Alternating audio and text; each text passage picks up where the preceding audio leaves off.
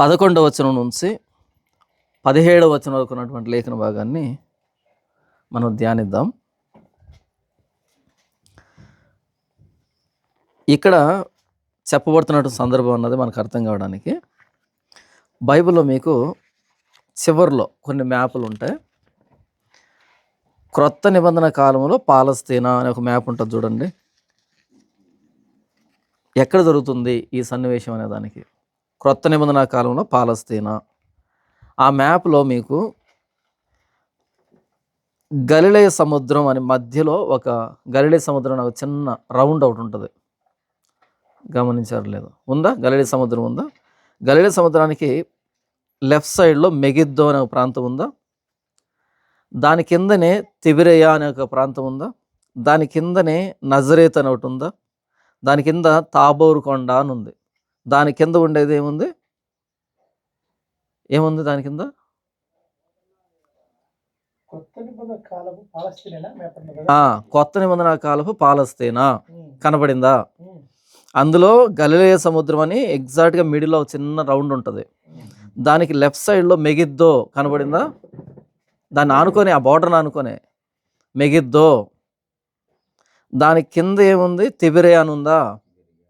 దాని కింద ఏముంది? నజరేత్ ఉందా? దాని కింద తాబోరు కొండ. దాని కింద ఏముంది?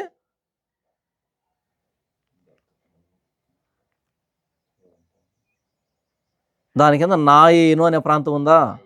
మరి అదే కదా నేను అడుగుతున్నాను. నాయీను అని ఉందా? రైట్. ఆ నాయీను అనేటువంటి ప్రాంతంలో ఈ సంఘటన చోటు చేసుకుంటుంది. ఆ నాయీను అనేది అదొక బోర్డర్. దేనికి? ఇటు సమరయ్యకి అటు గలిలయకి మధ్యలో ఒక బోర్డర్ విలేజ్. అది మారుమూల ప్రాంతం. నజరేతుకి దక్షిణాన ఉండేటువంటి సమరయ్యకి గలిలయకి మధ్యలో ఒక బోర్డర్ విలేజ్. అది అంటే మారుమూల ప్రాంతం. సింపుల్ చెప్పాలంటే ఇప్పుడు మనం కూడుకున్నామే సరిగ్గా ఇలాంటి ప్రాంతమే అది, మారుమూల ప్రాంతం. క్రీస్తు ఇక్కడికి వెళ్ళి ఏం చేశాడు అనేదాన్ని మనం ధ్యానిస్తాం. 11వ వచనం. వెంటనే అనేది అంటున్నాడు అంటే ఆ పైన ఏం జరిగిందంటే ఒక శతాధిపతి దాసుణ్ణి యేసుప్రభు బాగు చేసినటువంటి సందర్భం ఉంటుంది. ఆ శతాధిపతి రోమీయుడు, యూదుడు కాదు, ఇశ్రాయేలుడు కాదు. ఆయన ఇశ్రాయేల్లో కూడా ఎవరూ కనబరచనంత భక్తిని, విశ్వాసాన్ని కనబరిచాడు. దానికి యేసుప్రభు ఆశ్చర్యపోయాడు. అలా శతాధిపతి కుమారుని బాగు చేసిన వెంటనే అక్కడి నుంచి ఎక్కడికి షిఫ్ట్ అవుతుందంటే నెరేషన్ అనేది లూకా గారు, వెంటనే ఆయన నాయేను అను ఒక ఊరికి వెళ్ళుచుండగా ఆయన శిష్యులను బహుజన సమూహమును ఆయనతో కూడా వెళ్ళుచుండరే. శతాధిపతి దాసుని బాగు చేసిన యేసు ప్రభు వెంటనే నాయేను అనేటువంటి ఊరికి వెళ్తున్నాడు ఆయన. అలా వెళ్తున్నప్పుడు ఆయనతో పాటు ఎవరెవరు వెళ్తున్నారంట? ఆయన శిష్యులు 12 మంది వెళ్తున్నారంట. 12 మంది మాత్రమే కాదు, 70 మంది శిష్యులు ఉన్నారు ఆయనకి. ప్రతి ప్రాంతానికి 70 ఇద్దరిద్దరు చొప్పున పంపిస్తూ ఉన్నాడు. అందులో 12 మందికి అపోస్తలుని పేరు పెట్టాడు. తర్వాత బహుజన సమూహం ఆయనతో కూడా వెళ్తున్నారు. అంటే యేసు ప్రభు నాయన్ అనే ప్రాంతానికి వెళ్తున్నాడు అంటే ఒక్కడే కాదు, చాలామంది, దాదాపు ఒక 1000 మంది అనుకుందాం. మనలో ఒక చిన్న లెక్క మనకు తేలడానికి ఒక 1000 మంది లేదా 500 మంది వెళ్తున్నారు. ఎక్కడికి? నాయీను అనేటువంటి ఊరికి వెళ్తున్నారు. ఆ నాయీను అనే ఊరి గవిని వరకు యేసుప్రభు వచ్చేటప్పటికి, ఈ గుంపంతా వచ్చేటప్పటికి లోపల నుంచి ఇంకొక గుంపు బయటకు వస్తుంది. 12వ వచనం. ఆయన ఆ ఊరి గవిని యొద్దకు వచ్చినప్పుడు చనిపోయిన ఒకడు వెలుపలికి మోసుకొని పోబడుచుండెను. ఈ గుంపు ఇటు లోపలికి వెళ్ళేదానికి ప్రయత్నం చేస్తుంటే లోపల నుంచి ఇంకొక గుంపు వీళ్ళకి ఎదురుగా వస్తుంది. 2 గుంపులు ఎదురు పడుతున్నాయి ఆ గవిని దగ్గర, ఆ పొలిమేర దగ్గర. ఒక గుంపేమో మనుష్య కుమారుణ్ణి ముందు పెట్టుకొని ఆ ఊరిలోకి ప్రవేశిస్తున్నటువంటి గుంపు, లేదా దేవుని కుమారుణ్ణి ముందు పెట్టుకొని ఆ ఊరిలోనికి ప్రవేశిస్తున్నటువంటి గుంపు, లేదా నేనే సత్యము మార్గము జీవం అన్నాడు కదా యేసు ప్రభు.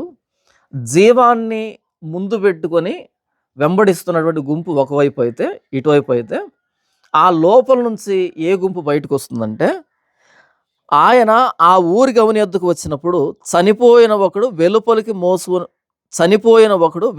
మోసుకొని పోబడుచుండెను. లోపల నుంచి ఒక చనిపోయిన వ్యక్తిని ముందు పెట్టుకొని పాడెను. ఆ పాడె వెనకాల మిగతా వాళ్ళు బయటకు వస్తున్నారు. ఈ 2 గుంపులు ఆ పొలిమేరలో మీట్ అయ్యాయి. 2 కలుసుకున్నాయి. 2 వైవిధ్యభరితమైనటువంటి గుంపులు 2. లోపలికి వెళ్తున్న గుంపేమో జీవాన్ని ముందు పెట్టుకొని, బయటకు వస్తున్న గుంపేమో మృతుణ్ణి ముందు పెట్టుకొని బయటకు వస్తున్నారు. అయితే అక్కడికి రాగానే అతని తల్లికి అతడొక్కడే కుమారుడు, ఆమె విధవరాలు. ఆ ఊరి జనులు అనేకులు ఆమెతో కూడా ఉండరి. ఆ పాడి వెనకాలనే ఆ వ్యక్తి తల్లి ఉంది. ఆవిడ విధవరాలు, భర్త లేడు. ఒక స్త్రీకి భర్త పోయాడు అంటే ఇప్పట్లోలాగా అప్పట్లో అందరూ చదువుకొని సరే భర్త పోతే పోయాడులే, మనం ఏదో ఒక జాబ్ చేసుకుందాం కంపెనీలోనో లేకపోతే బయటో అనేటట్టుగా ఉపాధి ఏమి ఉండేది కాదు. ఒక పురుషుడు మరణించాడు అంటే అది డెస్పరేట్ కండిషన్, అది ఇక బ్రతకలేనటువంటి పరిస్థితి అది. అయితే తనకి ఒక కుమారుడు ఉన్నాడు. అంటే లాస్ట్ హోప్, చిట్ట చివరి ఆశ తన జీవితంలో ఏంటి అంటే, భర్త పోయాడు, భర్త పోతే జీవితం పోయినట్టే, కానీ కుమారుడు ఉన్నాడు. ఇక ఆశలన్నీ తన మీదనే పెట్టుకుని తను బ్రతుకుతూ ఉంది. అయితే కుమారుడు కూడా చనిపోయాడు అంటే ఇక తనకి బ్రతికేదానికి కారణం అంటూ ఏమీ లేదు. తన జీవితంలో సంతోషం అనేది ఎక్కడ మిగిలిలేదు. ఇక ఆ కుమారుడు కూడా చనిపోయి అలా తీసుకుని వెళ్తూ ఉంటే ఆవిడని ఓదార్చడానికి చాలామంది వచ్చారు. ఆ విధవరాలని ఓదార్చడానికి అనేక మంది వచ్చారు ఆ గ్రామంలో నుంచి. అలా ఆ పాడి వెనకాల చాలామంది, ఊర్లో ఉన్న జనాభా అంతా ఆ పాడి వెనకాల ఉన్నారు. 13వ వచనం, ప్రభువు ఆమెను చూసి ఆమె యందు కనికరపడి ఏడవద్దని ఆమెతో చెప్పి దగ్గరకు వచ్చి పాడిన ముట్టగా మోయచున్నవారు నిలిచరి.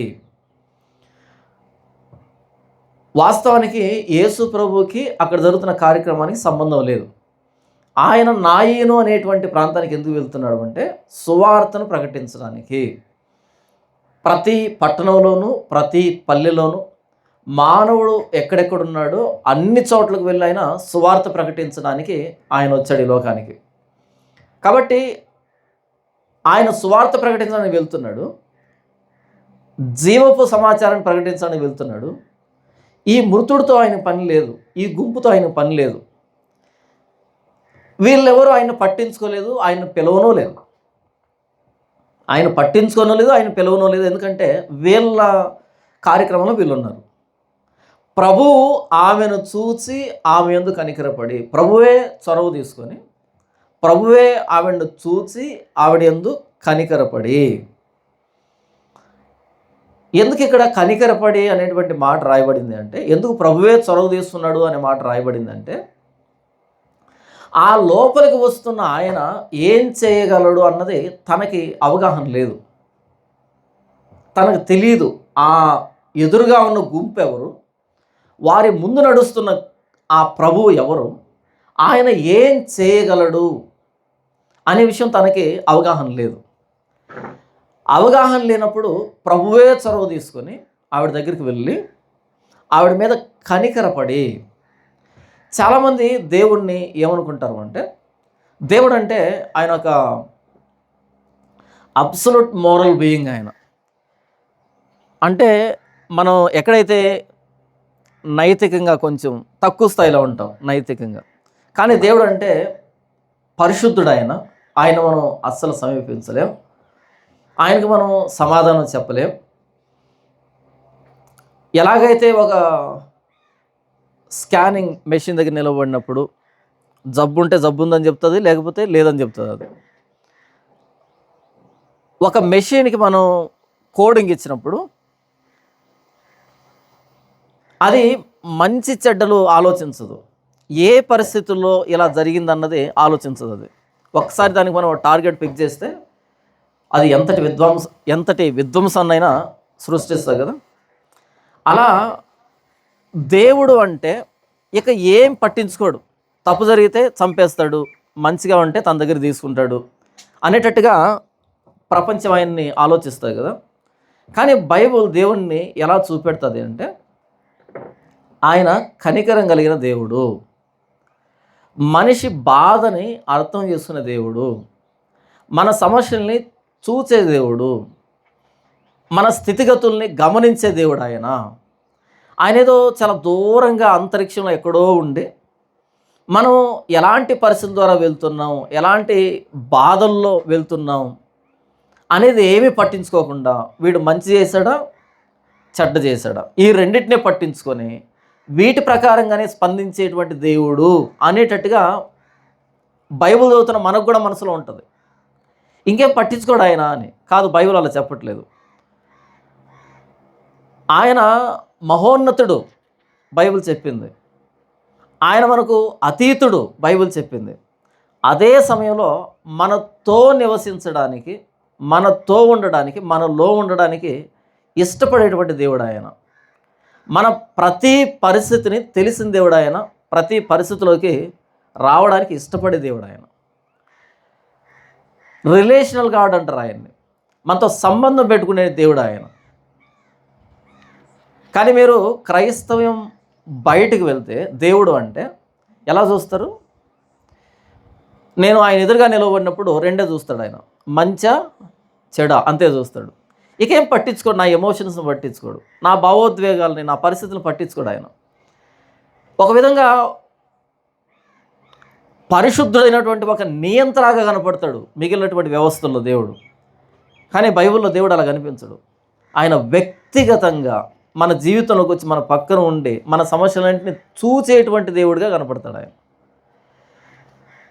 ఈ గుంపులో ఎవ్వరు కూడా క్రీస్తును గుర్తుపట్టి అందులో ఒకరైనా పరిగెత్తుకుంటూ వచ్చి, యేసు ప్రభువా మమ్మల్ని దాటి ఎక్కడికి వెళ్తున్నావు, మా సమస్య చూడు, ఒకసారి ఆవిడ ముఖం చూడు, ఆవిడ పరిస్థితి చూడు, భర్తను పోగొట్టుకుంది, ఉన్నటువంటి ఆ కుమారుణ్ణి చివరి నిరీక్షణ ఆ అబ్బాయిని కూడా పోగొట్టుకుంది, ఆవిడ చూస్తే నీకు కాసింతైనా కనికరం కలగలేదా, మమ్మల్ని దాటి వెళ్తావా అని ఒక్కడు కూడా అడగలేదు. ఎందుకంటే తెలియదు ఆయన ఎవరు వాళ్ళకి. వాళ్ళ బాధలో వాళ్ళు ఉన్నారు, వాళ్ళ కార్యక్రమంలో వాళ్ళు ఉన్నారు. కానీ క్రీస్తే చొరవ తీసుకుని, క్రీస్తే ఆ గుంపు దగ్గరికి వెళ్ళి, క్రీస్తే ఆవిడ మీద కనికరపడి ఆవిడతో ఏం చెప్తున్నాడు అంటే, ఏడవద్దని ఆమెతో చెప్పి దగ్గరకు వచ్చి పాడిన ముట్టగా మోయచున్నవారు నిలిచరి. ఆవిడ దగ్గరకు వచ్చాడు, అమ్మా ఏడవద్దు అని చెప్పి దగ్గరకు వచ్చి పాడిన ముట్టగా మోయచున్నవారు నిలిచరి. ఏడవద్దు అని చెప్పాడు, పాడను ముట్టాడు, ముట్టగానే మోస్తున్న వాళ్ళు నిలవబడ్డారు. మీరు సంఖ్యాకాండము 19వ అధ్యాయము 11వ వచనం చదివితే అక్కడ ఒక మాట రాయబడింది. సంఖ్యాకాండం 19వ అధ్యాయం 11వ వచనం.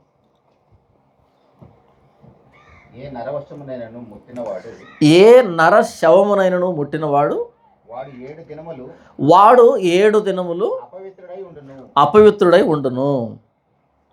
అక్కడ ఆయన మాట ఏంటంటే, సంఖ్యాకాండం అది 19వ అధ్యాయం అంతా కలేవరాన్ని గూర్చి, అది జంతు కలేవరమే కానీ, పక్షి కలేవరమే కానీ, మనిషి శవమే కానీ, ఏదైనా సరే, లేదా మనిషి శల్యమయ్యే కానీ, ఎముకే కానీ, చనిపోయిన దేన్నైనా తగిలిన వాడు అపవిత్రుడవుతాడు. అలాంటి అపవిత్రుడు మరలా పాలెంలో చేర్చబడాలి అంటే, సమాజంలో చేర్చబడాలి అంటే, ఒక ఎర్రని పెయ్యను వధించి దాన్ని భస్మం చేసి ఆ బూడిదను సేకరించి ఒక కొత్త కుండలో పారే నీళ్లు తీసుకుని అందులో దాన్ని బూడిదను కలిపి దాన్ని ఎవరి మీద అయితే చిలకరించడం జరుగుతుందో వాడు పవిత్రుడవుతాడు. అలా వాడు మరలా సమాజంలోకి రావాలి అంటే, ఇశ్రాయేలీలు మృతమైన దానితో సంబంధం కలిగి ఉండకూడదు. మృతమైనది ఏది కూడా వాళ్ళదంతా సంబంధం కలిగి ఉండకూడదు. అది జంతువు కావచ్చు, కళేబరం కావచ్చు, మనిషి కావచ్చు, ఏదైనా కావచ్చు. ఏం నేర్పిస్తున్నాడు దేవుడు అంటే, నాలో మృతమైన లక్షణాలు లేవు, నేను జీవపు వెలుగు కలిగినటువంటి దేవుణ్ణి. మరణం అనేది పాపానికి వచ్చినటువంటి పర్యవసానం. కాబట్టి పాపానికి పర్యవసానమైన మరణానికి సంబంధించిన లక్షణాలు నాలో ఏమీ లేవు. కాబట్టి ఆ పాపానికి సంబంధించిన దాంతో మీరు సంబంధం కలిగి ఉండకూడదు. ఒకవేళ పొరపాటున దాన్ని తగిలేటువంటి పరిస్థితి వచ్చినప్పుడు మీరు పవిత్రపరుచుకొని, నేను చెప్పిన విధానంలో పవిత్రపరుచుకొని, నేను నియమించినటువంటి విధానంలో పవిత్రం చేసుకొని అప్పుడు మీరు సమాజంలో చేరాలి అనే దానికి ఆ సంఖ్యాకాండం 19వ అధ్యాయం అంతా వ్రాయబడింది.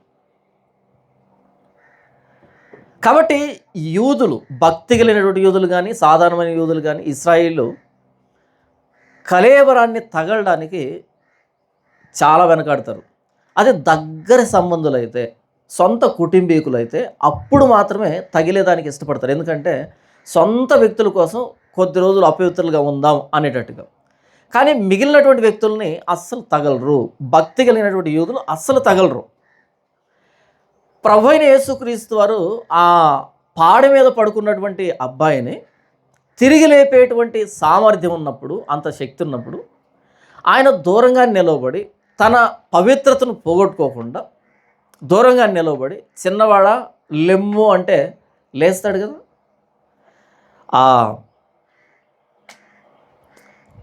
ఏమంటారు, ఈ బేతనే అనే ప్రాంతంలో లాజరు మరణించి సమాధిలో ఉన్నప్పుడు ఆయన సమాధి బయట నిలబడి లాజరు బయటికి రా అంటే లాజరు బయటకు వచ్చాడు. మరి అయినా ఈ పాడికి దూరంగా నిలవబడి చిన్నవాడ లెమ్ము అంటే లేచి కూర్చుంటాడు కదా. మరి ఎందుకు ఈయన దగ్గరికి వెళ్ళి పాడిని ముట్టాల్సి వచ్చింది? ఎందుకంటే క్రీస్తు ఏమి నేర్పిస్తున్నాడు అంటే, యెషయా గ్రంథం 6వ అధ్యాయంలో దేవుడు దర్శనం అనుగ్రహించినప్పుడు ప్రవక్త అయిన యెషయాకి, యెషయా భయపడిపోతాడు.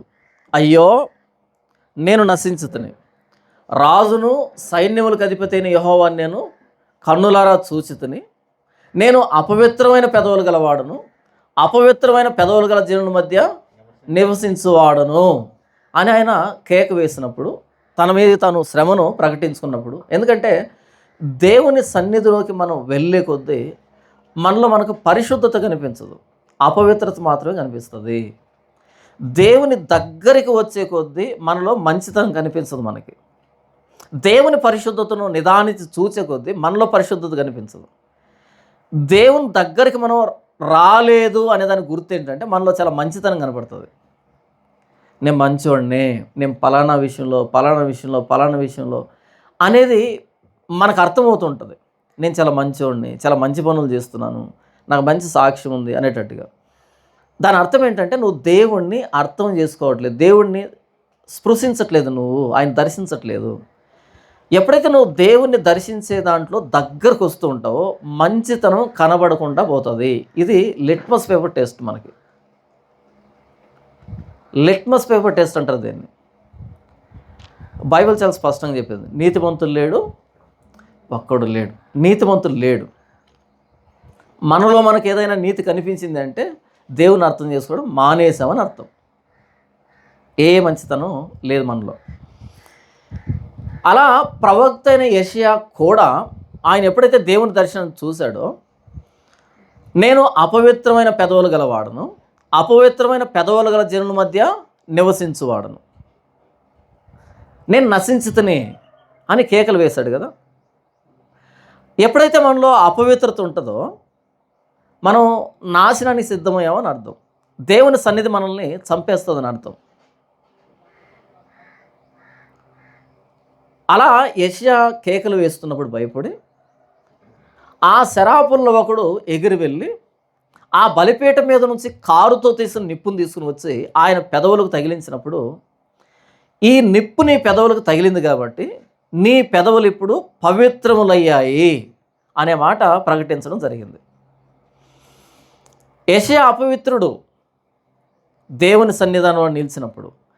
అయితే మరి దేవుని సన్నిధానం ఏం చేస్తుందంటే అపవిత్రమైన పెదవుల్ని పవిత్రంగా చేస్తుంది. ఆ అపవిత్రాన్ని కాల్చి పడేసింది. ఇప్పుడు యెషయా పెదవులు పవిత్రమయ్యాయి. ఇప్పుడు ప్రకటించడానికి అర్హమైనటువంటి పెదవులు అవి. ఆ పరిశుద్ధమైన మాటల్ని జనాలకి ప్రకటించడానికి అర్హమైనటువంటి పెదవులు అవి. ఇప్పుడు వెళ్ళి జనాలకు ప్రకటించనే మాట మనం చూస్తాం యెషయా గ్రంథం 6వ అధ్యాయంలో. అంటే దేవుని సముఖంలో ఉన్న ఆ బలిపీఠం మీద ఉన్న ఆ నిప్పు తీసుకుని వచ్చి యెషయా పెదాలకు తగిలినప్పుడు యెషయా పవిత్రుడయ్యాడు. యెషయాలో ఉన్న అపవిత్రత నిప్పుకు వెళ్ళలే, నిప్పులో ఉన్న పరిశుద్ధత యెషయాకు వెళ్ళింది. మీకు అర్థమవుతుందా? యెషయాలో ఉన్నటువంటి అపవిత్రత నిప్పుకు వెళ్ళలే, నిప్పులో ఉన్న పవిత్రత యెషయాలోకి వెళ్ళింది. మీకు అర్థం కావడానికి చెప్తున్నా అన్నమాట. మన శరీరంలో కరెంట్ ఉంటుందా? ఉంటుందా? కరెంట్ ఉంటుంది. అది ఉంది కాబట్టి మనం బ్రతుకుతున్నాం కదా. ప్రతినిత్యం ఆ సిగ్నల్స్ అన్నవి ఆ న్యూరాన్స్ ద్వారా ట్రాన్స్మిట్ అవుతూనే ఉన్నాయి కదా. మన బాడీలో కరెంట్ ఉందన్నమాట. రైట్. ఇప్పుడు మన హై వోల్టేజ్ వైర్లు వెళ్తున్నాయా ఈ రైల్వే ట్రాక్ మీద 2000 kV వెళ్తుంటాయి కదా, అందులో కూడా కరెంట్ ఉందా? ఉంది. ఇప్పుడు మనం వెళ్ళి దాన్ని పట్టుకున్నాం అనుకో, మన కరెంట్ దానికి పోతుందా, దాని కరెంట్ మనకు వస్తుందా? ఎంతసేపు బ్రతుకుతాం చెప్పు? ఎంతసేపు? దాన్ని మనం పట్టుకునే ఎంతవరకు కూడా ఉండం. దాని దరిదాపుల్లోకి వెళ్ళగానే అదే లాగేసుకుంటుంది. దానికి ఒక రేడియస్ ఉంటుంది, దానికి ఒక ఎప్పుడైతే ఆ పరిధిలోకి మన చెయ్యి వెళ్తే అదే లాగేసుకుంటుంది. సెకండ్లో 10వ వంతు లేదా 20వ వంతులోనే ప్రాణం పోతుంది. మరి మనలో కూడా కరెంట్ ఉంది కదా. దాంతో పోల్చుకున్నప్పుడు ఈ పవర్ అనేది, ఈ కరెంట్ అనేది అసలు లెక్కలోకే రాదు, మ్యాచ్ అవ్వదు. నేను చెప్తున్నది ఈ రైల్వే స్టేషన్ మీద ఆ రైల్వే ట్రాక్ మీద వెళ్తున్న లైన్ గురించి మాట్లాడుతున్నా. మరి ఒక సబ్స్టేషన్ నుంచి ఇంకొక దగ్గర వెళ్తున్నటువంటి వైర్లు ఉంటాయి చూసారా, ఇంత పెద్ద అవి ఉంటాయి చూసారా. మరి అందులో ఉన్న పవర్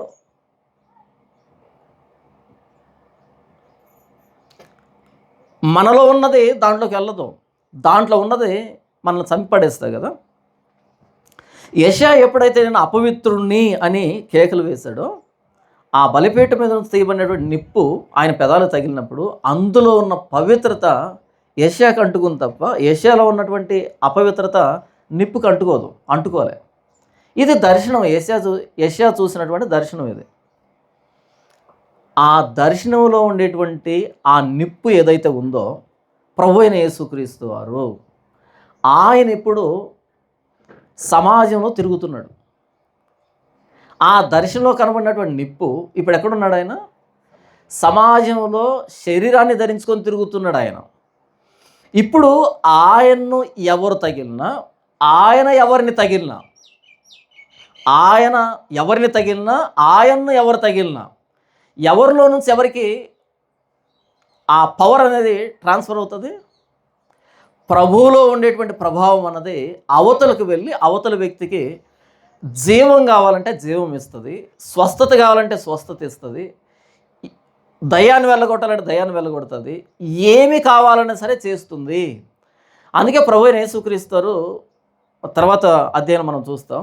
ఆయన గుంపులో పడి వెళ్తూ ఉంటే 12 సంవత్సరాల నుంచి రక్తస్రావం కలిగిన స్త్రీ వచ్చి ఆయన వస్త్రపు చెంగును ముట్టుకోగానే ఆయన అడిగాడు, నన్ను ముట్టుకుంది ఎవరు అని. శిష్యులు అన్నారు, ప్రభువా ఇంతమంది మీద పడుతున్నారు, ఎవరు ముట్టుకున్నారని అడుగుతున్నావు ఏంటంటే, క్రీస్తు అన్నాడు, అలా ముట్టుకోవడం కాదు, ప్రభావం నాలో నుంచి బయలు వెళ్ళేటట్టుగా ముట్టుకుంది ఎవరు. ఒక బ్యాటరీ ఉందనుకో, ఆ బ్యాటరీని మనం పట్టుకుంటే మనకు కరెంట్ షాక్ కొట్టదు. దాన్ని ఎలా పట్టుకోవాలి? దాని టెర్మినల్స్ దగ్గర పట్టుకోవాలి. దాని టెర్మినల్స్తో వేలు పెడితే వస్తుందా? రాదు. దానికి ఏం చేయాలి? కాపర్ వైర్లో లేకపోతే అల్యూమినియం వైర్లో దాని టెర్మినల్స్లో కరెక్ట్గా సెట్ చేస్తే అప్పుడు పవర్ అనేది దాని లోపల నుంచి బయటకు వస్తుంది. అప్పుడు తగిలామనుకో షాక్ కొడుతుంది. కానీ నేరుగా పట్టుకుంటే అది షాక్ కొట్టదు. క్రీస్తుని తెలియకుండా మీద పడ్డామనుకో కుదరదు. ఆయనలో ప్రభావం ఉందని గుర్తెరిగి దాన్ని తీసుకునేటట్టుగా ఆయన తగిలితే ప్రభావం వాళ్ళకి వస్తుంది. నాలోంచి ప్రభావం బయలు వెళ్ళేటట్టుగా నన్ను ముట్టింది ఎవరు? ఆవిడ తాను మరుగై ఉండలేదని ఆయన ఎదురుగా వచ్చి, ప్రభువా నేనే. అలా క్రీస్తు ఎవరిని ముట్టుకున్నా క్రీస్తుని ఎవరు ముట్టుకున్నా ప్రభావం ఈయనలోంచి వెళ్ళి వారిని బాగు చేస్తుంది. ఆ ప్రభు వచ్చి ఇప్పుడు వారిని, ఆ స్త్రీని, ఆ విధవరాలని, అమ్మ ఏడవద్దు, ఎందుకంటే నేను నీ మీద కనికరపడ్డాను. మన దేవుడు కనికరం చూపించే దేవుడు. మనం చాలా సందర్భాల్లో మన ఆప్తుల్ని పోగొట్టుకొని, మన సన్నిహితుల్ని పోగొట్టుకొని, మన కుటుంబీకులను పోగొట్టుకొని ఏడుస్తూ ఉంటాం కదా. ఆ ఏడుపు ఏంటో క్రీస్తుకు తెలుసు. మనం బాధలో ఉన్నప్పుడు క్రీస్తుకు తెలుసు ఆయన కనికరం చూపించే దేవుడు. మనం అనుకుంటాం ఆయనకేంటి కనికరం లేదా అని. లేదు, మన దేవుడు కనికరపడే దేవుడు, కరుణా వాత్సల్యత కలిగిన దేవుడు అని రాయబడుతుంది నిర్గమకాండంలో. ఆయన కనికరపడి ఏడవద్దని ఆమెతో చెప్పి దగ్గరికి వచ్చి పాడెను ముట్టగా మోయిచున్న వారు నిలిచరి. ఎప్పుడైతే క్రీస్తు పాడిన ముట్టాడో మోస్తున్న వాళ్ళు నిలవబడ్డారు.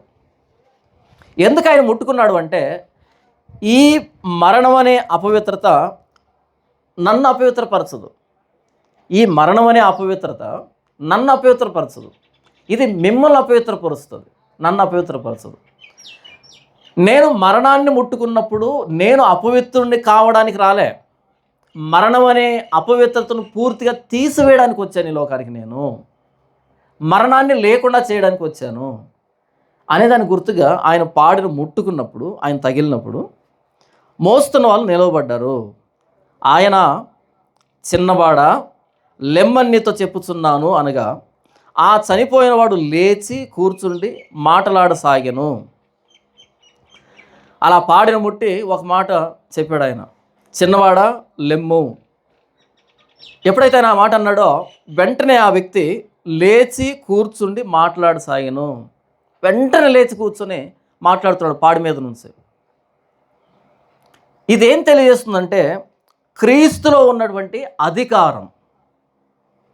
ఇది మనకు అర్థం కావాలంటే దేన్ని మనసులో పెట్టుకొని లూకా గారు దీన్ని వ్రాసాడు ఈ మాటని అనేదానికి అర్థం కావాలంటే, మొదటి రాజుల గ్రంథము 17వ అధ్యాయము 17వ వచనం నుంచి మనం చూస్తే అక్కడ సారెపతిలో బేద విధవరాలు ఉంది కదా, ఒక విధవరాలు ఉంది.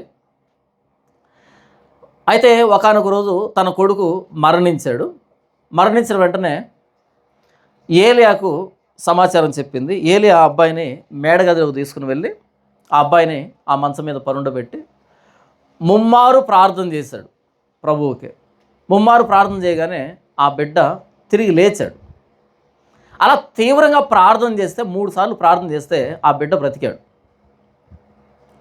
తర్వాత 2వ రాజుల గ్రంథం 4వ అధ్యాయంలో 18 నుంచి మనం చూసినప్పుడు అక్కడ షూనేమీయురాలైనటువంటి ఒక స్త్రీ ఉంటుంది.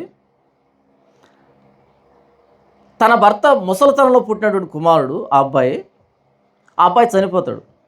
చనిపోయినప్పుడు ఈ షూనేమీయురాలు ఈ ఎలీషా కోసం కట్టించినటువంటి ఆ చిన్న గదిలో ఆ మంచం మీద ఆ వ్యక్తిని పడుకోబెట్టి ఎలీషా దగ్గరికి గాడిద గంట కట్టుకొని వెళ్తుంది పనివాడిని తీసుకొని. ఎలీషా ఏం చేస్తాడంటే, వెళ్ళి నా దండాన్ని ఆ వ్యక్తి ముఖం మీద పెట్టు, ఆ వ్యక్తి లేస్తాడని చెప్తాడు గెహాజీకి. అలా చెప్పగానే ఈ వ్యక్తి బయలుదేరి వెళ్తాడు, అలా దండాన్ని మోపుతాడు. కానీ ఆ బిడ్డ తిరిగి లేవడు.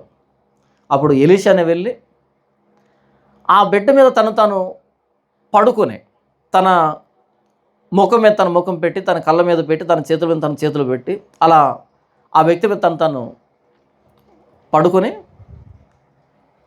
ఆ వ్యక్తికి వెట్టబుట్టేంతవరకు పడుకుంటాడు.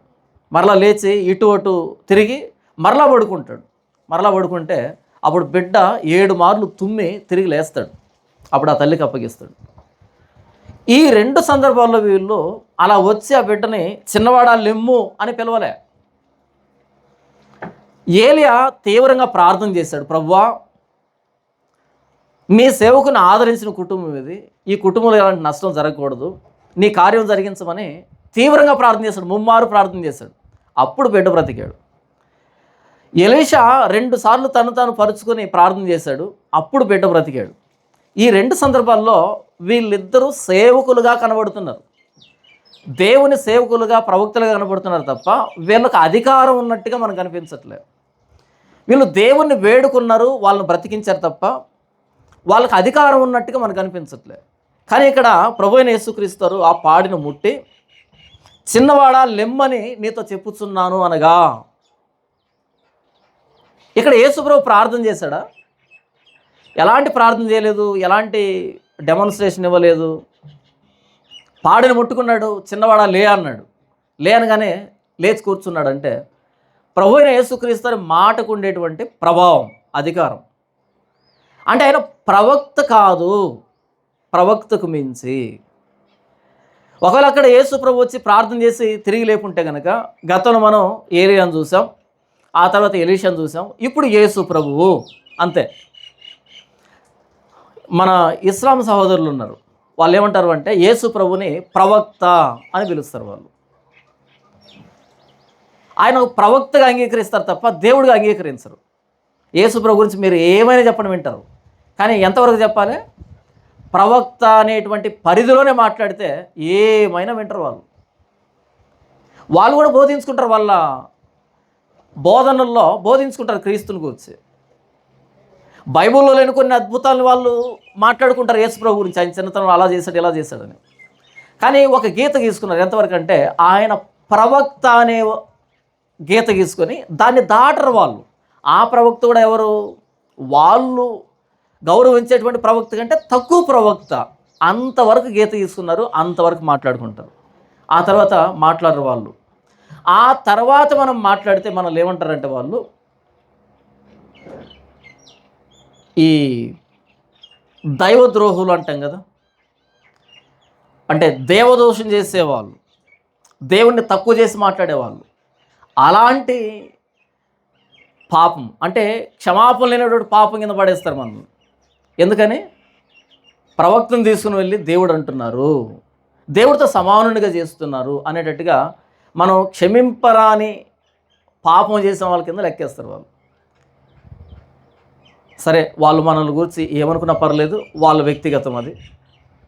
బైబిల్ ఏమని రాయబడిందంటే, చిన్నవాడా లెమ్మని నీతో చెప్పుచున్నాను అన్నప్పుడు ఆయన ఏలియా లాంటి ప్రవక్త కాదు, ఆయన ఎలీషా లాంటి ప్రవక్త కాదు. ఏలియాకి ఎలీషాకి ప్రవక్తతనాన్ని ఇచ్చిన దేవుడు ఈయనే అని చెప్తుంది లూకాసు వార్త 7వ అధ్యాయం. ఆయన ఒక మృతుడితో మాట్లాడుతున్నాడు, మృతుడిని ఆజ్ఞాపిస్తున్నాడు. చిన్నవాడా లెమ్మని నీతో చెప్పుచున్నాను. వాడు బ్రతికుంటే కదా. మృతుడికి ఆజ్ఞాపించేది ఎవరు? సజీవులను మృతులుగా చేసేది ఎవరు? మృతుల్ని సజీవులుగా చేసేది ఎవరు? అది దేవుడికే సాధ్యం కదా. మృతుల్ని ఆజ్ఞాపిస్తున్నాడు యేసు ప్రభు. చిన్నవాడా లెమ్మని నీతో చెప్పుచున్నాను. మృతుల్ని ఆజ్ఞాపించే దేవుడు, ఉన్న వాటిని లేనట్టుగా పిలిచే దేవుడు, లేని వాటిని ఉన్నట్టుగా పిలిచే దేవుడు, మృతుల్ని సజీవులుగా చేసే దేవుడు ఈయన. ప్రవక్త మృతుడికి ఆజ్ఞాపించగలడా? బైబిల్ అంతట్లో చాలామంది ప్రవక్తలు ఉన్నారు, లేదా మిగిలినటువంటి గ్రంథాలు కూడా ప్రవక్తలు ఉన్నారు. ఎక్కడైనా ఒక ప్రవక్త మృతుడిని ఆజ్ఞాపించినట్టుగా, మృతుని మరణాన్ని ఆజ్ఞాపించినట్టుగా ఎక్కడైనా ఒక సందర్భం రాయబడిందా? లేదు. ప్రార్థన చేసి ప్రార్థన ద్వారా తిరిగి లేపినట్టు, అంటే దేవుడి సహాయాన్ని వేడి తాము దేవుని సేవకులమని నిరూపించుకునేదానికి చేసినటువంటి సందర్భాలు ఉన్నాయి తప్ప, మరణం మీద మాకు అధికారం ఉంది అనేటట్టుగా ప్రవర్తించిన ప్రవక్త లేడు. కొత్త నిబంధనలు కూడా అపోస్తులు మృతుల్ని తిరిగి లేపుతారు. ఎలా? ప్రభువైన యేసుక్రీస్తు ప్రార్థన చేసి. అంతేగాని మరణం మీద పాతాళం మీద అధికారం కలిగిన దేవుడు ప్రభువైన యేసుక్రీస్తు మాత్రమే. అది లూకాసు వార్త చెప్తూ ఉన్నది. ఆయన ప్రవక్తగా పనిచేశాడు క్రీస్తు, కానీ ప్రవక్త మాత్రమే కాదు ఆయన. ప్రవక్త పనిచేశాడు ఆయన, కానీ ప్రవక్త మాత్రమే కాదు ఆయన. ప్రవక్తలను పంపిన దేవుడు ఆయన. అందుకనే ప్రభువైన యేసుక్రీస్తు వారు ఆ సిలువ కార్యాన్ని జరిగించేటప్పుడు ఆ ముందు ఆ రూపాంతర కొండ మీద మోషే ఏలియాలు వచ్చి ఆయనతో మాట్లాడతారు. ఆయన నెరవేర్చబోయేటువంటి నిర్గమనాన్ని గురించి. ప్రవక్తలను పంపించిన దేవుడు ఆయన. ఆయన ప్రవక్తల్లో ఒకడు కాదు. ఎప్పుడైతే క్రీస్తు ఈ ఆజ్ఞను జారీ చేశాడో వెంటనే ఆ చిన్నవాడు లేచి కూర్చుండి మాట్లాడసాగను. ఎలా జరుగుతుంది? అంత వెంటనే శీఘ్రంగా ఆయన ఆజ్ఞాపించడం లేదో వెంటనే లేచి కూర్చున్నాడు, మాట్లాడుతున్నాడు. ఏదో కోలుకున్నట్టుగా, బలం తెచ్చుకుంటున్నట్టుగా, ఏదో మరిచిపోయినట్టుగా, గాఢ నిద్రలోంచి బయటకు వచ్చినట్టుగా ఇలా ఏమీ లేవు అక్కడ లక్షణాలు. వెంటనే లేచి కూర్చున్నాడు, అందరితో మాట్లాడుతున్నాడు. ఎలా జరిగి ఉంటుంది ఇది? అంటే ఈయన మరణం మీద అధికారం కలిగిన వాడు మాత్రమే కాదు, మృతుడికి జీవాన్ని అనుగ్రహించే దేవుడు ఈయన. ఏదైనా తట్లో నేలమంటితో నరుని నిర్మించి వాని నాసికానందరంలో జీవవాయువు ఊదినప్పుడు నరుడు జీవాత్మాయను. ఆ జీవవాయువును ఊదిన దేవుణ్ణి నేనే అని చెప్తాడు ప్రభువైన యేసుక్రీస్తు. 15వ వచనం, ఆ చనిపోయిన వాడు లేచి కూర్చుండి మాట్లాడసాగాను. ఆయన అతని తల్లికి అప్పగించెను. యేసు ప్రభు ఆ బిడ్డని, అమ్మ ఇదిగో నీ బిడ్డ తీసుకో, ఎందుకంటే ఏడవద్దు అని చెప్పాడు కదా. ఆవిడ ఏడుపు ఆగాలి అంటే బిడ్డ బ్రతకాలి. ఆ బిడ్డను ఆవిడకి అప్పగించాడు. వెంటనే జరిగింది చూద్దాం. 16వ వచనం, అందరూ భయాక్రాంతులై, అక్కడ భయాక్రాంతులు అనే దగ్గర ఇంగ్లీష్లో ఏముంటుందంటే హోలీ మిస్టరీ అని ఉంటుంది అక్కడ. అంటే ఏం జరిగింది అనేటువంటి దాన్ని వాళ్ళు ఆలోచిస్తున్నారు. వాళ్ళకు ఒక విధమైన భయం పుట్టుకుంది. ఆ భయం ఏంటంటే ఒక పరిశుద్ధమైనటువంటి మర్మం ఏదో జరిగింది ఇక్కడ, దేవుడికి సంబంధించిన మర్మం ఏదో జరిగింది. హోలీ ఫియర్ అంటారు. అది మనం ఏదో దయ్యాలు సినిమా చూసినప్పుడు, లేకపోతే ఏదైనా ఒక యాక్సిడెంట్ చూసినప్పుడు, ఏదైనా ఒక నరవధ చూసినప్పుడు ఇలా మనకి ఒకలాంటి భయం ఆవరిస్తుంది. అలాంటి భయం కాదు ఇది. పాపానికి సంబంధించిన భయం కాదు ఇది. ఇది పరిశుద్ధతకు సంబంధించిన భయం. వారందరూ భయాక్రాంతులై ఏమని మాట్లాడుకుంటున్నారంట, మనలో గొప్ప ప్రవక్త బయలుదేరి ఉన్నాడనియో. ఇది తప్పు. మనలో నుంచి ఒక గొప్ప ప్రవక్త బయలుదేరారు, ఇది తప్పు. ఆయన ప్రవక్త మాత్రమే కాదు, గొప్ప ప్రవక్త మాత్రమే కాదు ఆయన. ఎందుకంటే బైబిల్లో చాలామంది ప్రవక్తలు ఉన్నారు. ఏ ప్రవక్త కూడా ఇలాంటి పని చేయలే, మరణానికి ఆజ్ఞాపించలే. ఎందుకంటే వాళ్ళకు నిజంగా అర్థం కాలే ఏం జరిగిందన్నది. అందుకే వాళ్ళు భయాక్రాంతులై, ఎందుకంటే స్పష్టంగా ఏం జరిగింది, ఆయన ఎవరు ఏంటన్నది తెలియలేదు. ఇప్పుడంటే మనకు లూకా గారు మిగిలినటువంటి భక్తులు వివరించి వ్రాసారు కాబట్టి, ముందు జరిగిన సంఘటనలు మనకు ఉన్నాయి కాబట్టి మనకి ఇప్పుడు అర్థమైంది ఏం జరిగింది అక్కడ అని. కానీ వాళ్ళకి స్పాట్లో ఉన్నప్పుడు ఏం జరిగిందో తెలియలేదు వాళ్ళకి. అసలు యేసు ప్రభు వచ్చినప్పుడు ఆ ఊరిలోకి, నాయన్ అనే ప్రాంతంలోకి ఎవరు ఆయన గుర్తుపట్టలే, ఎవరు ఆయన్ని ఇన్వైట్ చేయలే. మరి అలాంటి వాళ్ళకి ఆయన ఎవరో ఏంటో తెలిసే అవకాశం లేదు. కాబట్టి జరిగినటువంటి కార్యం మీద ఒక స్పష్టత వాళ్ళకు వచ్చే అవకాశమే లేదు. కాబట్టి భయాక్రాంతులయ్యారు. భయాక్రాంతులై ఏం మాట్లాడుకున్నారంటే, బహుశా అయినా ప్రవక్తల కంటే గొప్పోడై ఉండొచ్చేమో, గొప్ప ప్రవక్త అయి ఉండొచ్చేమో అని మాట్లాడుకున్నారు. కానీ ఆయన గొప్ప ప్రవక్త కాదు, ఆయన ప్రవక్తలను పంపిస్తున్నటువంటి దేవుడు. ఆయన గొప్ప ప్రవక్త బయలుదేరి ఉన్నాడనియు, దేవుడు తన ప్రజలకు దర్శనము అనుగ్రహించి ఉన్నాడనియు దేవుని మహింపరచరి. దేవుడు తన ప్రజలకు ఏమనుగ్రహించాడంట? దర్శనాన్ని అనుగ్రహించాడు. దేవుడు మరలా మన ఎడల జాలి చేసుకున్నాడు. దేవుడు దర్శనం అనుగ్రహించడం అంటే ఏంటి? ఏదైనా తట్లో దేవుడు ప్రతి చల్లపూట వచ్చేవాడు ఆదాము హవ్వలతో మాట్లాడడానికి.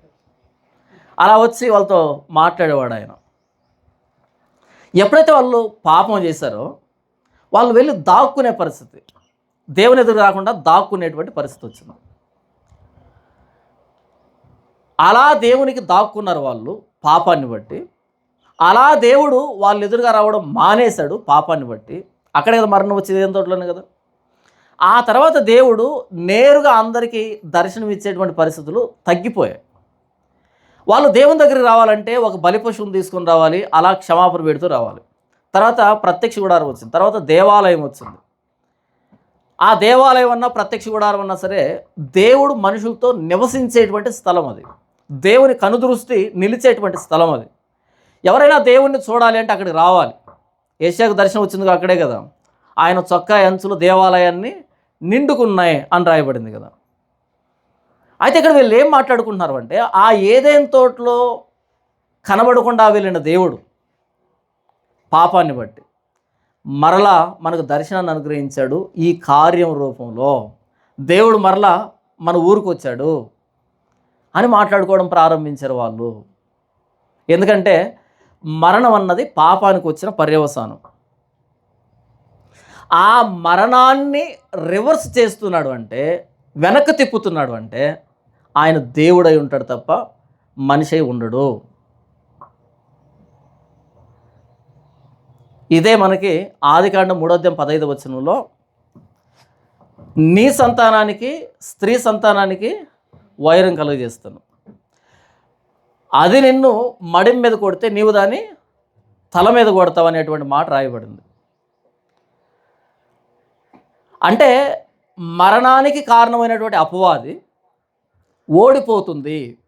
మరణం అనే బలం కలిగినటువంటి అపవాది ఓడిపోతుంది, దాని తల చెత్తగొట్టబడుతుంది అనే ప్రవచనం, ఆ వాగ్దానం ఇవ్వబడింది ఆదికాండం 3:15. దేవుడు మనల్ని దర్శించాడు, మరణాన్ని రివర్స్ చేశాడు, ఏదైనా తోటలో వచ్చినటువంటి శాపాన్ని వెనక్కి తిప్పాడు అంటే దేవుడు మనల్ని దర్శించాడు అని మాట్లాడుకుంటూ వాళ్ళు దేవుని మహింపరుస్తున్నారు. తర్వాత వచనంలో ఏమని రాయబడిందంటే, దీని గురించి వాళ్ళు ఆయనను గూర్చిన ఈ సమాచారము యోదయందంతటను చుట్టుపట్ల ప్రదేశమంతటను వ్యాపించను.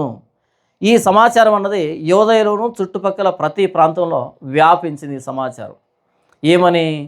దేవుడు మనకి దర్శనాన్ని అనుగ్రహించాడు. ఎలా? మరణాన్ని జీవంగా మార్చడం ద్వారా.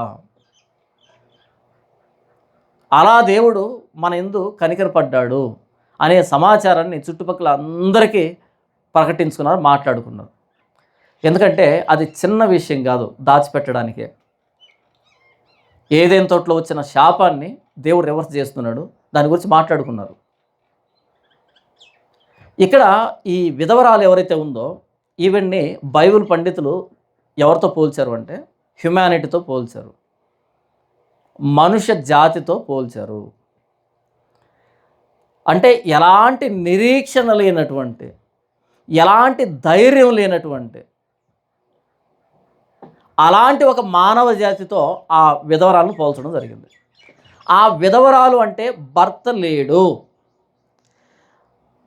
ఎప్పుడైతే పాపం జరిగిందో, పాపం జరిగిన తర్వాత కాసింతో కూసింతో మనకు ధైర్యం ఇచ్చేటువంటి పరిస్థితి ఏంటంటే ధర్మశాస్త్రం.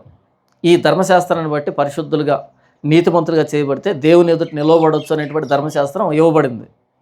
ధర్మశాస్త్రం ద్వారా దేవుడు పెళ్లి చేస్తున్నాడు ఇశ్రాయేలు జాతిని సీనాయి పర్వతం దగ్గర. అయితే ఆ ధర్మశాస్త్రం మృతమైంది, చనిపోయింది. ఎలాగైతే ఈవిడికి భర్త చనిపోయాడో ఈవిడ విధవరాలైందో అలా ధర్మశాస్త్రం పరిశుద్ధమైంది, సంపూర్ణమైంది, నీతి కలిగింది. అలాంటిది మనకు ఎలా పరిణమించిందంటే మన మరణానికి దారితీస్తుంది, మనల్ని మృతులుగా చేస్తుంది. అది ఎలాగైతే భర్త మరణిస్తే భార్యకి ధైర్యం ఉండదో అలా ధర్మశాస్త్రం మనల్ని ఎలాంటి నిరీక్షణ లేని దానిగా మార్చిపడేసింది. ఇకపోతే స్వనీతి కార్యాలు, మానవుడు సంబంధించినటువంటి స్వనీతి కార్యాలు ఉంటాయి కదా, స్వనీతి కార్యాలు కూడా దేవుని ఎదుట మురికి గుడ్డలాగా మారిపోయాయి. ఆ ఉన్న ఒక్క బిడ్డ కూడా, ఒక్క కొడుకు కూడా చనిపోయాడు. అంటే నిరీక్షణ లేనటువంటి మానవ జాతి.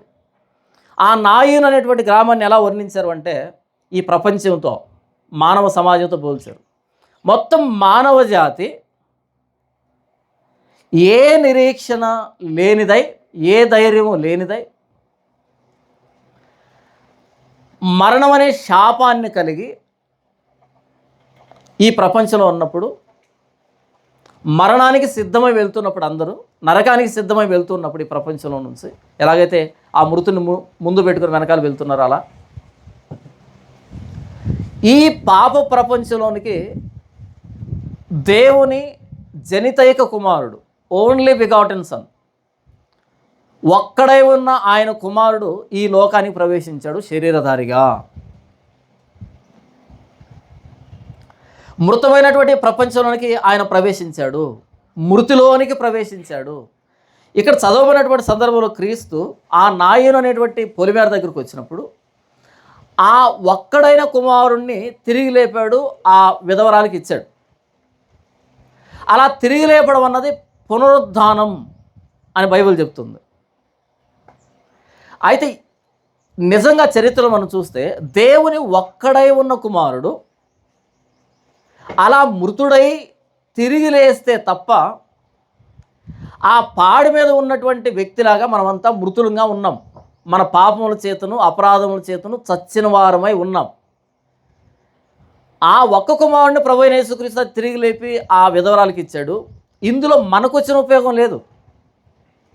ఇది ఆవిడకి సువార్త, ఆవిడ గుడ్ న్యూస్. ఇది మన గుడ్ న్యూస్ ఏం కాదు. అది సువార్త అంటే ఎవరికి అంటే ఎవరికైతే నిరీక్షణ లేదో, ఎవరైతే ఇక దాన్ని తిరిగి తెచ్చుకోలేము అనుకుంటున్నారో, ఎవరైతే ఇది ఇంపాసిబుల్ అనుకుంటున్నారో, ఎవరైతే గుండెలు పగిలేటట్టు ఏడుస్తున్నారో వాళ్ళకి ప్రభువైన యేసుక్రీస్తు వారు సువార్త. అందరికి కాదు. ఇప్పుడు ఆ నాయన అనేటువంటి గ్రామానికి వచ్చాడు ప్రభువైన యేసుక్రీస్తు వారు, ఆ అబ్బాయిని తిరిగి లేపాడు. అందరికీ శుభవార్త, లేకపోతే తన ఒక్కతికే శుభవార్త అవుతుంది? అది అందరికీ అది ఒక అద్భుతం కావచ్చు, తనకి మాత్రం అది శుభవార్త. గాస్పుల్ అంటారు దాన్ని. గాస్పుల్ అంటే అదే. ఆ విధవరాలకి ఎంత ఆనందం వచ్చి ఉంటుందో, ఎంత ధైర్యం వచ్చి ఉంటుందో, ఎంత కేరింతలు వేసి ఉంటుందో ఆవిడ. దాన్ని సువార్త అని అంటాం. హోప్ లేదు, నిరీక్షణ లేదు మానవ జాతికి. అక్కడ బిడ్డని బ్రతికిస్తే శుభవార్త తనకి, కానీ నీకు నాకు ఆ ఒక్కడైన కుమారుడు మరణిస్తే మనకు శుభవార్త. ఆ పాడిని ముట్టుకున్నాడు, ఆ బిడ్డను ఆజ్ఞాపించాడు తిరిగి లెమ్మని. కానీ మన విషయానికి వస్తే ఆయన పాడిని ముట్టుకోలే, మరణాన్ని ముట్టుకున్నాడు. మనందరి మరణంలోనికి ప్రవేశించాడు ఆయన. కాబట్టి ఆ పిల్లలు రక్తమాంసములు గలవారైనందున ఆ ప్రకారమే మరణం యొక్క బలము గలవారిని మరణము ద్వారా నశింపజేయుటకు. ఎలా నశింపజేయాలంట? మరణము యొక్క బలము గలవారిని, మరణానికి బయట ఉండి గెలిచాడన్న, మరణము ద్వారా మరణములో ప్రవేశించి గెలిచాడన్న. మరణములో ప్రవేశించి గెలిచాడు ఆయన. అక్కడ చిన్నవాడా లెమ్మని కానీ లేచి కూర్చున్నాడు, మాట్లాడాడు. కానీ ఈరోజు నేను కానీ మీరు కానీ ప్రభువైన యేసుక్రీస్తు వారిని గురించి మిగిలిన వాళ్ళతో మాట్లాడుతున్నామంటే క్రీస్తు మరణించాడు కాబట్టి, క్రీస్తు తిరిగి లేచాడు కాబట్టి. ఆ రోజు అబ్బాయి మాట్లాడాడు ఆ పాడి మీద నుంచి, ప్రభు చేసిన కార్యాలు, ప్రభు మాట ఎలా ఆ వ్యక్తిని లేపిందో, తనకి ఏమనిపించిందో ఆ పాడి మీద కూర్చొని వెనకాల ఉన్న అందరితో మాట్లాడుతున్నాడు. దాన్ని సువార్త ప్రకటన అంటారు. ఈరోజు నీవు నేను సమాజంలో సువార్త ప్రకటిస్తున్నామంటే మన పాపముల చేతను అపరాధముల చేతను మనం చచ్చిన వారమై ఉండగా క్రీస్తు మనల్ని బ్రతికించాడు కాబట్టి, క్రీస్తులో తిరిగి లేపాడు కాబట్టి మనం కూడా ఏం చేయాలి? మన వెనకాల ఉన్నటువంటి వ్యక్తులతో మనం మాట్లాడాలి. క్రీస్తు మాట ఎలాంటి కార్యాన్ని మన జీవితంలో జరిగించింది అన్నది, అది సువార్త ప్రకటన. కొంతమంది అడుగుతుంటారు నన్ను, అన్న మేము కూడా సువార్త ప్రకటించాలి నాన్న, ఎందుకంటే వాళ్ళు చాలా బిజీగా ఉంటారు. ఇప్పుడు ఆ పిల్లాడు తిరిగి లేచాడు, మాట్లాడకపోతే ఏమవుతుంది? అలా కిందికి దిగి తను ముందు వదిలిపెట్టిన పనులన్నీ చేసుకోవచ్చు కదా, ఖాళీగా ఉంటాడా? మరలా వెళ్ళి ఆ పనులు చేసుకుంటున్నావంటే నీకు జీవం వచ్చింది. పాడి మీద పడుకున్నప్పుడు ఏం పనులు ఉంటాయి నీకు? మరి క్రీస్తు మనల్ని తిరిగి లేపాడు అంటే వదిలిపెట్టిన పనులకు వెళ్ళాలనా, లేకపోతే క్రీస్తుని ప్రకటించే పని పెట్టుకోవాలనా, క్రీస్తుని గురించి మాట్లాడే పని పెట్టుకోవాలనా? యేసు ప్రభు ఒక ప్రాంతానికి వెళ్తూ ఉంటే 10 మంది కుష్ఠరోగులు వచ్చి దూరంగా నిలబడి, యేసు ప్రభువా మమ్మల్ని శుద్ధులుగా చేయి అని అడిగారు. యేసు ప్రభు అన్నాడు, అలాగే వెళ్ళి మీరు ప్రధాన యాజకుడికి మీ దేహాన్ని కనపరుచుకోండి అని చెప్పాడు. అలా వెళ్తూ ఉండగానే 10 మందికి స్వస్థత వచ్చింది. 9 మంది ఏం చేశారు? అలాగే వెళ్ళిపోయారు. 9 మంది ప్రధాన యాజకుడు కనపరుచుకున్నారు, అటు నుంచి ఇంటికి వెళ్ళిపోయారు. కానీ ఒక్కడు తిరిగి వచ్చాడు, ప్రభువా నాకు స్వస్థత కలిగింది. యేసు ఏమన్నాడు, మిగిలిన 90 ఎక్కడా, మిగిలిన 9 మంది ఎక్కడా? ఆయనకేం పని, వాళ్ళతో ఏం పని? వాళ్ళకి స్వస్థత ఇచ్చాడు, వాళ్ళు వెళ్ళిపోయారు. మళ్ళీ 9 మంది ఎక్కడని ఎందుకు అడుగుతున్నాడు? ఆయన స్వస్థపరిచిందే నువ్వు మరలా వెనక్కి వస్తావని. నువ్వు కుష్ఠరోగంతో ఉన్నప్పుడు సమాజం నిన్ను వెలివేసింది కదా, వెలివేసిన సమాజానికి ఎందుకు పరిగెత్తుకుంటూ వెళ్తున్నావు? నిన్ను శుద్ధుడిగా చేసిన క్రీస్తు వెంబడి కదా నడవాలి. ముందు ఆయన కృతజ్ఞతలు చెప్పాలి కదా. లేదంట 9 మంది అటు వెళ్ళిపోయారంట, ఒక్కడు తిరిగి వచ్చాడు. అప్పుడు క్రీస్తు సెలవు ఇచ్చాడు, సరే వెళ్ళు, నువ్వు దేవుని మహిమపరచడానికి వచ్చావు, 9 మంది రాలే.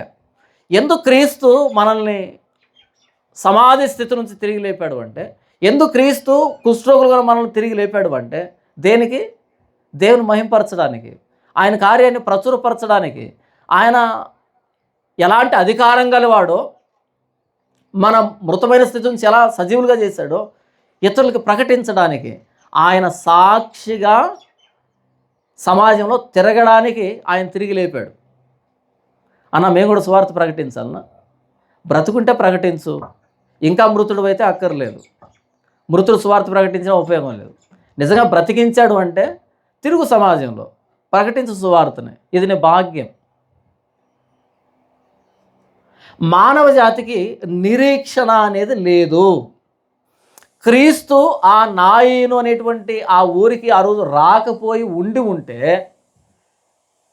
ఆ అబ్బాయికి ఇంకొక ఛాన్స్ లేదు. ఆ విధవరాలకి ధైర్యం లేదు జీవితంలో.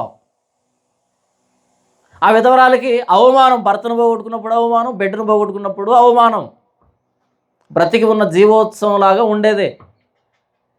ప్రభు అయిన యేసుక్రీస్తు వారు ఈ ప్రపంచంలోనికి రాకపోయి ఉండి ఉంటే మనకు నిరీక్షణ లేదు.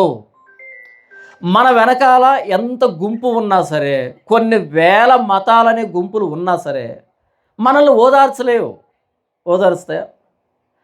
భర్తను పోగొట్టుకొని, బిడ్డను పోగొట్టుకొని పాడు వెంబడి వెళ్తున్నటువంటి తనని ఎవరు ఎలా ఓదార్చగలరు?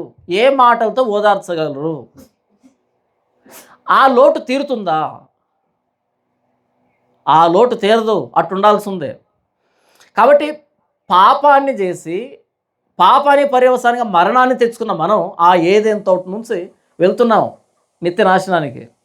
ఈ దారిలో మనల్ని ఎన్ని మతాలు ఓదార్చినా, ఎన్ని సిద్ధాంతాలు ఓదార్చినా, ఎన్ని నైతిక సూత్రాలు ఓదార్చినా మనకు ఓదార్పు రాదు. మనకు నిర్మలమైన మనసాక్షి రాదు. ఏంటేంటో వింటుంటాము, ఏంటేంటో చదువుతూ ఉంటాము, ఏంటేంటో. కానీ ఇక్కడ లోపల ప్రశాంతత రాదు. ఇక్కడ ఓదార్పు రావాలంటే, ఇక్కడ ఈ ఘోష తగ్గాలి అంటే క్రీస్తు కనికరపడాలి. ఆయన కనికరం మీదనే ఈ ఘోష ఆధారపడి ఉంది. ఆయన దగ్గరికి రావాలి. క్రీస్తుని ఎవరు ఇన్వైట్ చేయలే, ఆయనకై ఆయనే వచ్చాడు. మన బాధని ఆయనకి చెప్పుకోలే, ఆయనే మన బాధను గుర్తించాడు. ఏడవద్దని చెప్పాడు. మన ఏడుపుకి కారణమైనటువంటి పాపాన్ని, మరణాన్ని ఆ పాడిను ఆయన ముట్టుకున్నాడు. ఆ పాడికి ఉండేటువంటి అపవిత్రతని ఆయన తీసుకున్నాడు, శిలువ మీద వేలాడాడు. తనలో ఉన్న పవిత్రతని, జీవాన్ని మనకిచ్చాడు. మనల్ని ఉచితంగా నీతిమంతులుగా చేశాడు. లేచి కూర్చోండి, మాట్లాడండి సమాజంతో అని చెప్తున్నాడు. పాపమెరుగని ఆయనను మన కోసము పాపముగా చేసెను. ఆయన పాపం ఎరుగుడు, మన కోసం పాపంగా చేయబడ్డాడు. ఎందుకు? ఆ పాడిని ముట్టుకున్నప్పుడు ఆ అపవిత్రతను ఆయన తీసుకున్నాడు. ఆ అపవిత్రతకి ప్రాయశ్చిత్తం చేశాడు. మనల్ని ఉచితంగా నీతిమంతులుగా, పరిశుద్ధులుగా చేశాడు. ఆయన మరణం అనే చీకట్లో శిక్షను అనుభవించాడు. ఆ 12 గంటల నుంచి 3 గంటల వరకు సిలువలో మనల్ని జీవపు వెలుగులో, పునరుద్ధాన వెలుగులో తిరిగి లేపాడు బాప్తీసం ద్వారా. ప్రభు అయిన యేసుక్రీస్తు మన జీవితంలోకి రాకపోతే ఇదే మరణపు నీడలో, ఇదే నిరాశలో శ్మశానాన్ని సమీపించాలి. శ్మశానానికి వెళ్తున్నటువంటి, నిత్య నాశనానికి వెళ్తున్నటువంటి మానవ జాతికి ఎదురుగా క్రీస్తు వచ్చాడు. ఆయనే కనికరపడ్డాడు. నాయోను అనేటువంటి ఆ గ్రామానికి క్రీస్తు ఎందుకు వెళ్ళాడు అంటే, నాకు మరణం మీద అధికారం ఉంది అని తెలియజేయడానికి, మరణాన్ని జీవంగా మార్చడానికి. నాయోను అనేటువంటి గ్రామం అన్నది ఎక్కడో నజరేతుకు దక్షిణాన ఉండేటువంటి ప్రాంతం, అది మారుమూల ప్రాంతం. అది దేవుడు ప్రతి మారుమూల ప్రాంతాన్ని దర్శించేవాడు ఆయన. ప్రతి వ్యక్తిని ఆయన విలువ కలిగిన వాడిగా పరిగణించే దేవుడు ఆయన. విధవరాలను పట్టించుకున్నాడు. ఏదో ధనవంతుడి ఇంటికి వెళ్ళి ధనవంతుడి ఇంట్లో ఈ అంత్యక్రియలు జరుగుతుంటే అక్కడ యేసుప్రభు అటెండ్ కావడం కాదు. విధవరాలు తను ఏమి ఇవ్వలేదు. ప్రతి వ్యక్తిని పట్టించుకునే దేవుడు ఆయన. ప్రతి ఏడుపును పట్టించుకునే దేవుడు ఆయన. ప్రతి ప్రాంతానికి వెళ్ళే దేవుడు ఆయన. ప్రతి ప్రాంతాన్ని జీవపు వెలుగుతో నింపే దేవుడు ఆయన. ఒకవేళ ఈ క్రీస్తు గనక నాయను అనే ప్రాంతానికి రాకపోయి ఉండి ఉంటే ఆ శవం అలాగే శ్మశానానికి వెళ్ళాలి. ఈ విధవరాలు తన జీవితంలో బ్రతికున్న జీవోత్సవంలాగా బ్రతకాలి. ఆ రోజు నాయను అనే గ్రామానికి తెలిసి వచ్చింది, ఈయన ఏలియాను ఎలీషాను పంపించిన దేవుడని. దేవుడు మన గ్రామాన్ని దర్శించాడు అని. దేవుడు మన ఎందుకు కనికరపడేవాడు అని. మన అపవిత్రతని ముట్టే దేవుడు ఆయన అని.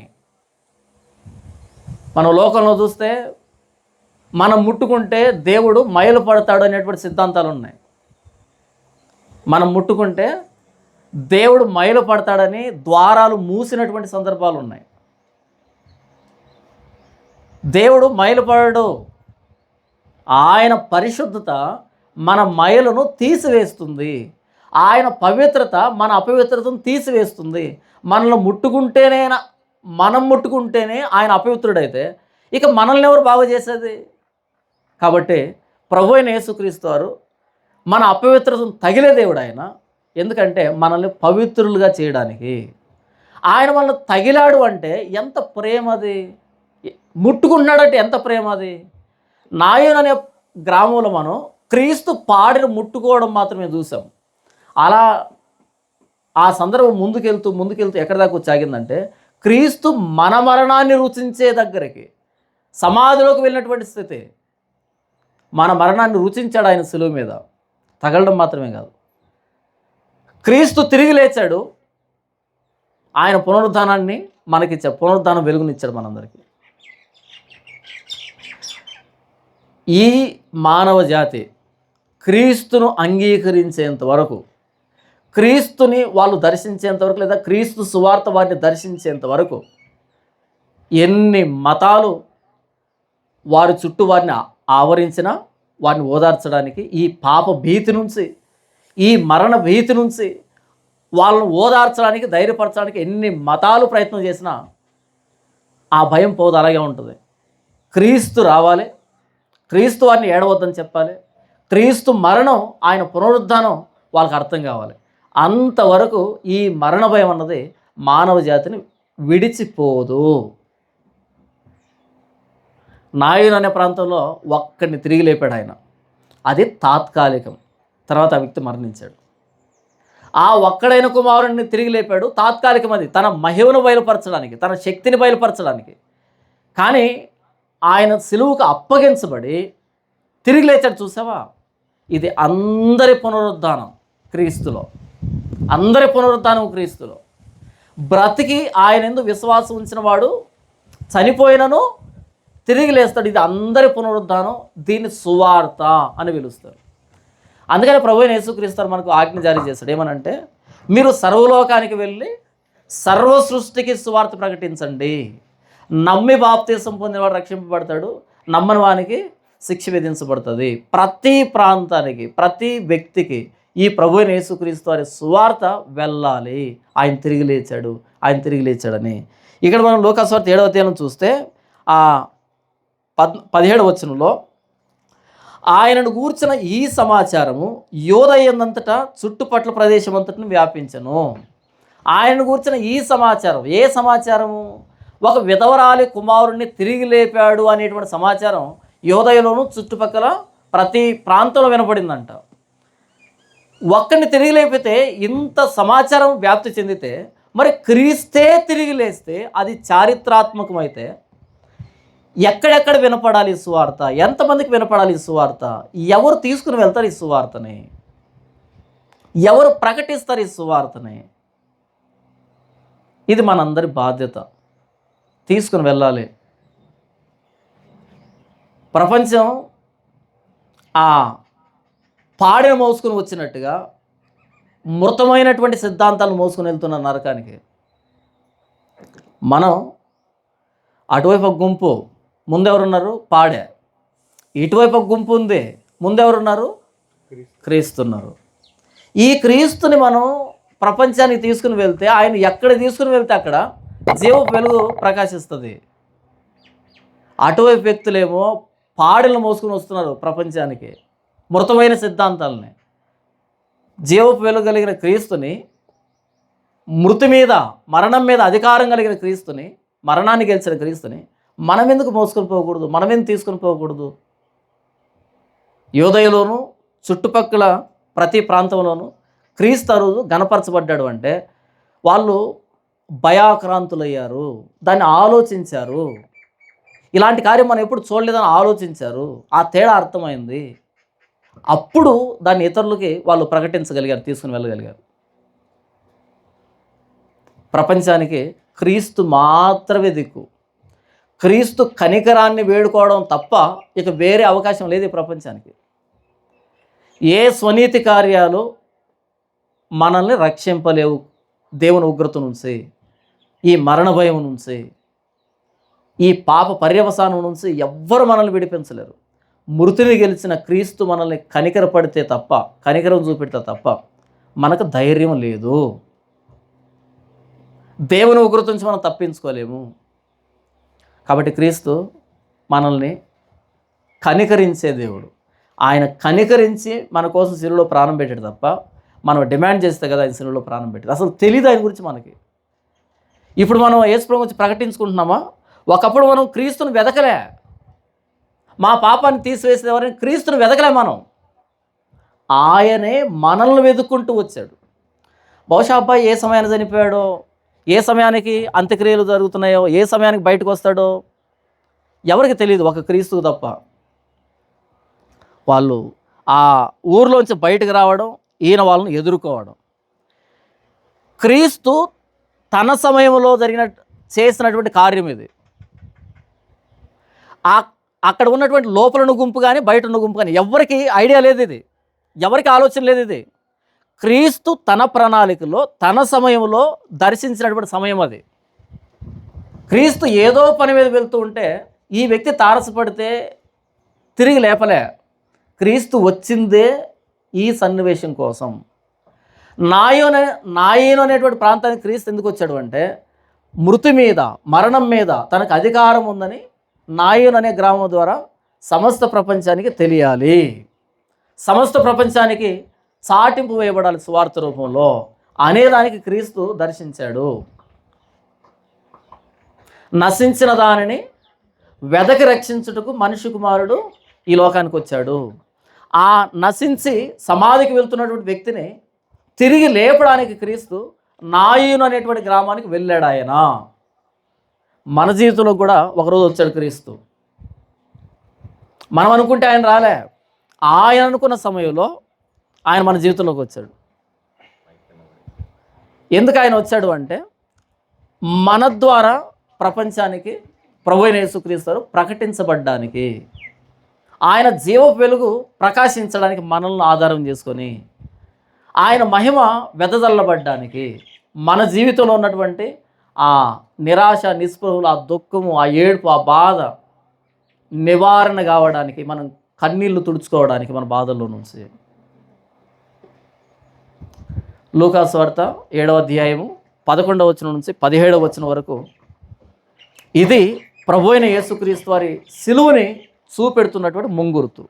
ఇక్కడ ఒక్క వ్యక్తి తిరిగి లేపబడ్డాడు, కానీ దేవుని ఒక్కడే ఉన్న కుమారుడు, ఆ జనితైక కుమారుడు తిరిగి లేచినప్పుడే సర్వప్రపంచానికి సంతోషం, ఆనందం. ఈ మరణానికి ఉండేటువంటి భయం పోతుంది, మరణ బలం తొలగిపోతుంది. మరలా మానవ జాతి సంతోషంతో గంతులేస్తుంది అన్నది ఈ 7 వచనాలు ప్రభువైన యేసుక్రీస్తు వారి మరణానికి, ఆయన పునరుద్ధానానికి ముంగుర్తులు. సువార్త వలన ప్రపంచానికి లభించేటువంటి ఆనందానికి ముంగుర్తు ఈ 7 వచనాలు. దీన్ని ప్రభువైన యేసుక్రీస్తు వారు, మీరు సర్వలోకానికి వెళ్ళి సర్వ సృష్టికి సువార్త ప్రకటించండి, నమ్మి బాప్తీసం పొందినవాడు రక్షింపబడతాడు, నమ్మని వానికి శిక్ష విధించబడుతుంది. ప్రభువైన యేసుక్రీస్తు వారు అంటే శిలువ మీద ప్రాణం పెట్టిన దేవుడు మాత్రమే కాదు, మన పాపాల కోసం మరణాన్ని గెలిచిన దేవుడు, పునరుద్ధానుడైన దేవుడు ఆయన. ఈయనే దేవుడు ప్రపంచానికి, ఈయనే దేవుడు ప్రపంచానికి. ఇంకో దేవుడు లేడు, ఇంకో నిరీక్షణ, ఇంకో ధైర్యం మానవ జాతికి లేదు. ఎంతమంది, ఎన్ని విశ్వాసాలు, ఎన్ని మతాలు మనల్ని ఓదార్చినా, ఆదరించినా, ధైర్యం చెప్పినా మన మరణ భయం పోదు. క్రీస్తు మరణాన్ని అర్థం చేసుకునేంత వరకు, క్రీస్తు పునరుద్ధానాన్ని అర్థం చేసుకునేంత వరకు, క్రీస్తు మన జీవితాన్ని స్పృశించేంత వరకు, క్రీస్తు మనతో మాట్లాడేంత వరకు, క్రీస్తు కనికరం మనకు అర్థమయ్యేంత వరకు ఈ మరణ వేదన, మరణ భయం, దేవుని ఉగ్రత నుంచి మనం తప్పించుకోలేము. దేవుడి వాక్యం దీవించును గాక. ఆమేన్.